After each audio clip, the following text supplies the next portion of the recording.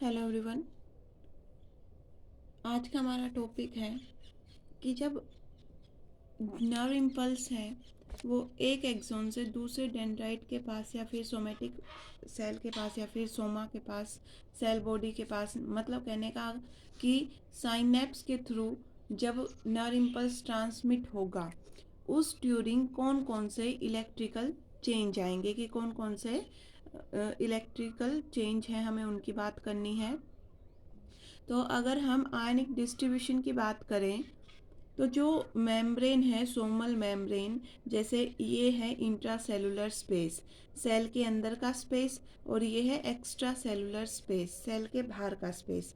तो अंदर के स्पेस में और बाहर के स्पेस में आयंस के डिस्ट्रीब्यूशन में काफ़ी फ़र्क मिलता है। जैसे जो सोडियम आयन है वो एक्स्ट्रा सेलुलर स्पेस में ज़्यादा मिलेगा 10 times as compare to intracellular space. के पॉजिटिव आयन है वो 35 टाइम्स अंदर ज़्यादा मिलेगा as compare to extracellular space, और जो क्लोराइड आयन है वो 25 टाइम्स बाहर ज़्यादा मिलता है। तो एक डिफरेंशियल आयनिक डिस्ट्रीब्यूशन है किस किस का, सोडियम का, पोटेशियम का और क्लोराइड आयन का अक्रॉस न्यूरोनल सोमल मेम्ब्रेन, जिसकी वजह से जो रेस्टिंग मेम्ब्रेन पोटेंशियल है वो -70 मिलीवोल्ट है। तो जो ये डिफरेंशियल आयनिक डिस्ट्रीब्यूशन है इसकी वजह से जो रेस्टिंग पोटेंशियल है वो -70 मिलीवोल्ट है। तो ये बेसिक काज है सोडियम पोटेशियम पंप के शुरू होने का, कि जो सोडियम पोटेशियम पंप है, सोडियम पोटेशियम एक्सचेंज पंप है, वो अपना काम क्यों करेगा, वो एटीपी का यूज़ क्यों करेगा, क्योंकि जब ये आयनिक डिस्ट्रीब्यूशन ढंग से बैलेंस नहीं होगा आफ्टर रिपोलराइजेशन, इस आयनिक डिस्ट्रीब्यूशन में क्या हो जाएगा कि सोडियम आयंस इधर ज़्यादा आ जाएंगे, पोटेशियम आयन इधर ज़्यादा चले जाएंगे। उस टाइम पे सोडियम पोटेशियम एक्सचेंज पंप काम करेगा और 3Na+ को बाहर भेजेगा, 2K+ को अंदर लेके आएगा। इंट्रासेलुलर फ्लूइड है न्यूरॉन का, उसके अंदर हाईली कंडक्टिव इलेक्ट्रोलाइट का सॉल्यूशन है। So there is uniform distribution of potential inside soma of neuron. तो जो सेल बॉडी है, ये जो सेल बॉडी है न्यूरॉन की, ये वाली सेल बॉडी ऑफ न्यूरॉन के अंदर जो पोटेंशियल है वो यूनिफॉर्मली डिस्ट्रीब्यूटेड मिलेगा, मतलब कि यहाँ इस पॉइंट पे, इस पॉइंट पे, इन सब पॉइंट के ऊपर जो रेस्टिंग मेम्ब्रेन पोटेंशियल है वो इक्वल होगा। ये नहीं कि कहीं -70 है, कहीं -65 है, कहीं -45, ऐसा नहीं है। पूरे अगर इस पॉइंट के ऊपर -70 है तो इस पूरे स्पेस के अंदर -70 मिलीवोल्ट रेस्टिंग मेम्ब्रेन पोटेंशियल रहेगा। जब प्री सिनेप्टिक टर्मिनल से न्यूरोट्रांसमीटर सिनेप्टिक क्लेफ्ट में रिलीज किए जाएंगे, कि इस टाइप से हम डायग्राम बनाते हैं कि ये क्या है, प्री सिनेप्टिक मेम्ब्रेन है, प्री सिनेप्टिक टर्मिनल है, इससे पोस्ट सिनेप्टिक मेम्ब्रेन, ये पोस्ट सिनेप्टिक मेम्ब्रेन है, और ये क्या है, सिनेप्टिक क्लेफ्ट। जब यहाँ से न्यूरोट्रांसमीटर एक्सोसाइटोसिस के थ्रू यहाँ पर रिलीज किए जाएंगे, उस टाइम पे क्या होगा कि जो न्यूरोट्रांसमीटर है वो इस पोस्ट सिनेप्टिक मेम्ब्रेन के जो यहाँ पे कीमो रिसेप्टर्स है, एक्साइटेटरी रिसेप्टर्स हैं, उनके ऊपर बाइंड होंगे और इस डेंड्राइट के अंदर सोडियम चैनल खुलवा देंगे। अब इस ये जो डेंड्राइट है इसके अंदर सोडियम चैनल खुलेंगे। तो ये इस टाइप से एक डेंड्राइट, ऐसे बहुत सारे डेंड्राइट है, और ये क्या है, एक पूरी सोमा है, और यहाँ ये एक्सोन हीलोक है, और ये एक्सोन का इनिशियल टर्मिनल माना हमने। तो इस सोडियम चैनल के ओपन होने की वजह से जो पोस्ट सिनेप्टिक मेम्ब्रेन है उसकी परमिएबिलिटी बढ़ जाएगी सोडियम आयन के लिए, और अब sodium ion according to its electric gradient, electrochemical gradient, ये मूव करेगा अंदर की साइड, क्योंकि बाहर क्या था, सोडियम ज़्यादा था, और अंदर क्या है, सोडियम कम है। अब ये ज़्यादा वाला सोडियम अंदर की ओर मूव करेगा। तो इतनी चीज़ हमने क्या देखी कि जब साइनेप्स है उसके थ्रू नर्व इम्पल्स ट्रांसफ़र होगा, ट्रांसमिट होगा, तो एक डिफरेंशियल आयनिक डिस्ट्रीब्यूशन की वजह से रेस्टिंग मेम्ब्रेन पोटेंशियल इतना है, जिसकी वजह से ये वाला पंप काम करेगा। इंट्रासेलुलर फ्लूइड है, उसके अंदर कंडक्टिव इलेक्ट्रोलाइट का सॉल्यूशन है, जो कि पूरे सोमा में, सेल बॉडी में यूनिफॉर्म पोटेंशियल को बनाए रखेगा। जब न्यूरोट्रांसमीटर यहाँ से यहाँ पर आएंगे, उस टाइम पे क्या होगा कि इसकी जो मेम्ब्रेन की जो परमिएबिलिटी है वो चेंज हो जाएगी सोडियम आयन के लिए। अब इलेक्ट्रोकेमिकल ग्रेडियंट के थ्रू बाहर से अंदर सोडियम आयन आने लगे। इन सोडियम आयन मतलब सोडियम पे कैसा चार्ज है, Na पॉजिटिव है, पॉजिटिवली चार्ज आयन है।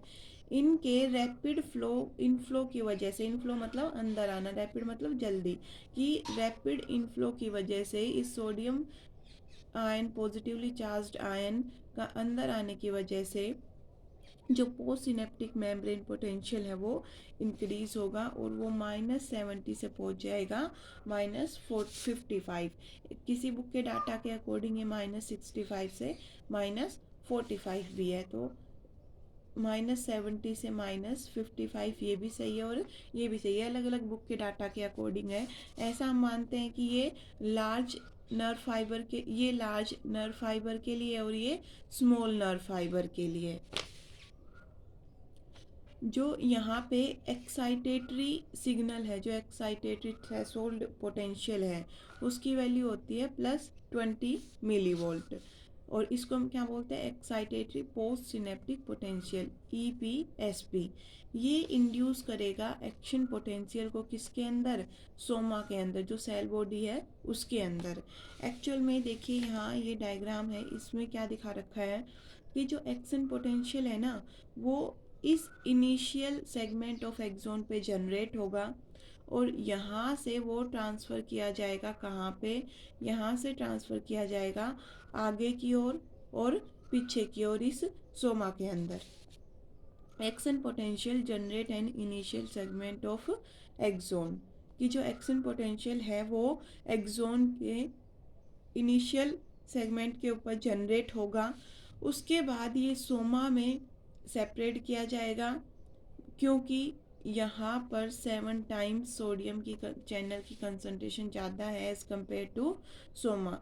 कि ये जो एक्शन पोटेंशियल है ये इनिशियल सेगमेंट ऑफ एक्सोन पे ही क्यों जनरेट हुआ, ये यहाँ पे ही क्यों जनरेट हुआ, यहाँ पे क्यों नहीं हुआ, इस सोमा की मेम्ब्रेन के ऊपर क्यों नहीं हुआ, क्योंकि यहाँ जो सोडियम चैनल्स की जो कंसंट्रेशन है, जो अमाउंट है, वो इसके कंपैरिजन में 7 गुना ज़्यादा है। तो यहाँ से जो सोडियम आयन का इन्फ्लक्स है वो ज़्यादा होगा एज़ कम्पेयर टू यहाँ से। तो यहाँ ज़्यादा इन्फ्लक्स हुआ सोडियम आयन का, जिसकी वजह से यहाँ ज़्यादा एक्शन पोटेंशियल जल्दी जनरेट होगा। जल्दी जनरेट होगा तो वो फिर इस डायरेक्शन में आगे की ओर और बैकवर्ड साइड में पीछे की ओर कहाँ जाएगा, इस सोमा के अंदर भेजा जाएगा। एक्शन पोटेंशियल है +15 मिलीवोल्ट से +20 मिलीवोल्ट, और वो पेरीफेरी दोनों, इस साइड में भी और इस साइड में भी आगे मूव करेगा। ये क्या शो करता है कि जब नॉर्मल कंडीशन है तो थ्रेशोल्ड क्या होगा, threshold for excitation of neuron is about -45 millivolt, कि जो एक्शन पोटेंशियल है वो कितने पे जनरेट हो जाएगा, -45 की मिलीवोल्ट पे थ्रेशोल्ड जनरेट होगा। एक थ्रेशोल्ड वैल्यू है, इसके ऊपर जो नर्व इम्पल्स है वो आगे कंडक्ट होगा। अगर हम बात करें कि जो इलेक्ट्रिकल साइनेप्स और केमिकल साइनेप्स, इन दोनों में डिफरेंस क्या है, किस किस की हम बात करते हैं, इलेक्ट्रिकल साइनेप्स की और केमिकल साइनेप्स की।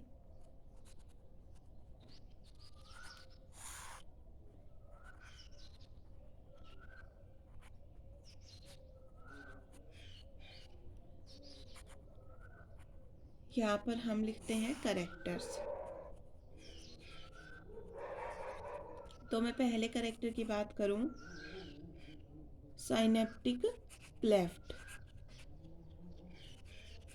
तो यहाँ पर साइनेप्टिक क्लेफ्ट मिलता है लार्ज साइज का, नियर अबाउट 200 एंगस्ट्रम उसका साइज है। यहाँ पर या तो वो स्मॉलर साइज का मिलेगा 20 एंगस्ट्रम का, या फिर वो एब्सेंट भी हो सकता है। दूसरी बात, दूसरा करेक्टर क्या होगा कि सिनेप्टिक नोब, यहाँ पर जो सिनेप्टिक नोब है इस तरीके की, उस सिनेप्टिक नोब के अंदर क्या क्या मिलते हैं, सिनेप्टिक वेसिकल्स भी मिलते हैं और माइटोकॉन्ड्रिया भी मिलते हैं। यहाँ पर सिनेप्टिक नोब के अंदर सिनेप्टिक वेसिकल्स एब्सेंट होंगे, लेकिन कुछ अमाउंट में माइटोकॉन्ड्रिया प्रेजेंट होंगे। फिर थर्ड वाले में अगर हम बात करें, speed of nerve fibre, nerve impulse, nerve impulse की स्पीड क्या होगी, तो यहाँ पर होगी स्लोअर और यहाँ पर होगी फास्टर। पोस्ट सिनेप्टिक मेम्ब्रेन की अगर हम बात करें, पोस्ट सिनेप्टिक मेम्ब्रेन पे यहाँ पर हैं कीमो रिसेप्टर्स प्रेजेंट हैं और उनके साथ आयन चैनल्स प्रेजेंट है, सोडियम आयन चैनल। यहाँ पर सिर्फ और सिर्फ आयन चैनल मिलेंगे, वो भी बहुत थोड़े, और कीमो रिसेप्टर्स प्रेजेंट नहीं होते। टाइम लैग मतलब कि साइनेप्स के थ्रू जो नर्व इम्पल्स कंडक्शन है उसमें कितना टाइम लगेगा, इसमें 0.5 मिली सेकेंड लगेगी और इसके अंदर कोई टाइम लैग या फिर कोई टाइम गैप नहीं लगता। ये इतना टाइम भी यूटिलाइज नहीं, मतलब वेस्ट नहीं करेगा कि यहाँ से और यहाँ से यहाँ पर, मतलब एक प्रीवियस न्यूरॉन से नेक्स्ट न्यूरॉन के पास नर्व इम्पल्स ट्रांसफ़र करने में इसे बिल्कुल भी टाइम नहीं लगता। फिर हम बात करें कि मोड ऑफ ट्रांसमिशन, कि जो नर्व इम्पल्स है वो कैसे जाएगा। यहाँ पर दो स्टेप हैं। फर्स्ट स्टेप है न्यूरो सीक्रेशन की, पहले तो क्या सीक्रेट किए जाएंगे, पहले सीक्रेट किए जाएंगे न्यूरोट्रांसमीटर, और दूसरा स्टेप क्या है, कीमो रिसेप्शन, कि पहले न्यूरो ट्रांसमीटर को सीक्रेट किया जाएगा, फिर उन्हें रिसीव किया जाएगा पोस्ट साइनेप्टिक मेम्ब्रेन के ऊपर। यहाँ पर क्या है कि सीधा डायरेक्टली जो इम्पल्स है, एक्शन पोटेंशियल है, वो डायरेक्ट भेज दिया जाएगा, या फिर जो फ्लूइड प्रेजेंट है इस साइनेप्टिक क्लेफ्ट के अंदर, जो फ्लूइड प्रेजेंट है उसके थ्रू सिग्नल भेजा जाएगा। इस देखिए, फ्लूइड के थ्रू भेजा जा सकता है और डायरेक्ट भेजा जा सकता है, यहाँ दो तरीके हैं। फिर हम बात करें कि जो इलेक्ट्रिकल ट्रांसमिशन है उसके मैकेनिज्म की,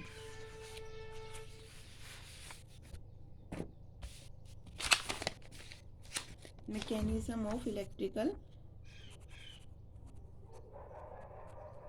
ट्रांसमिशन ऑफ नर्व इम्पल्स। तो सबसे पहले कि कैसे नर्व इम्पल्स इलेक्ट्रिकल वे से ट्रांसफ़र होगा, वो सबसे पहले डेमोन्स्ट्रेट किया था एब्डोमिनल नर्व के अंदर, एब्डोमिनल नर्व कोड ऑफ किसकी, क्रेफिस की, और ये किया था पोर्टर ने 1959 के अंदर। पोर्टर ने क्रेफिस की जो एब्डोमिनल नर्व कोड है उसके अंदर ये इसका मैकेनिज्म, इलेक्ट्रिकल ट्रांसमिशन कैसे होता है, वो मैकेनिज्म इन्होंने सबसे पहले डिस्क्राइब किया।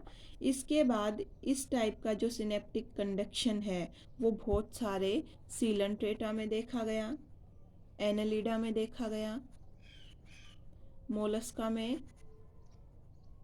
और आर्थ्रोपोड्स में। इन सब में भी जो इनवर्टिब्रेट हैं उनके अंदर भी ये ऑब्जर्व किया गया। फिर इसे ऑब्जर्व किया गया लार्ज साइज्ड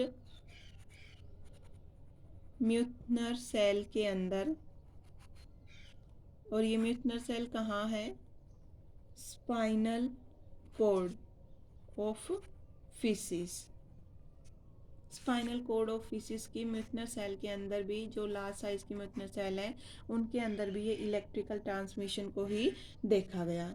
एक इलेक्ट्रिकल जो सिनेप्टिक ट्रांसमिशन है उसे हम और क्या बोलते हैं, इलेक्ट्रॉनिक ट्रांसमिशन। और जो इलेक्ट्रॉनिक ट्रांसमिशन है एक्चुअल में वो मेनली दो स्टेप को इंक्लूड करता है कि या तो जो गैप जंक्शन है कि भाई किसके थ्रू, या तो ये इलेक्ट्रिकल ट्रांसमिशन किसके थ्रू होगा, स्मॉल प्रोटीन ट्यूबुलर स्ट्रक्चर जिन्हें हम क्या बोलते हैं, गैप जंक्शन। कि गैप जंक्शन के थ्रू, ये एक सेल है और ये दूसरी सेल है, ये गैप जंक्शन के थ्रू कनेक्टेड है, तो यहाँ से डायरेक्ट इस गैप जंक्शन के थ्रू आयंस का मूवमेंट होगा। इसे एक्सोन और डेंड्राइट बोल दो कि इनके बीच में, कि भाई ये एक एक्सोन है और ये अगले का डेंड्राइट है, दोनों के बीच में गैप जंक्शन प्रेजेंट है। तो इस गैप जंक्शन के थ्रू डायरेक्ट एक्शन पोटेंशियल आगे बढ़ेगा, जो आयंस का मूवमेंट है वो होगा और डायरेक्ट इलेक्ट्रिकल इम्पल्स अगले वाले के पास सेंड कर दिया जाएगा।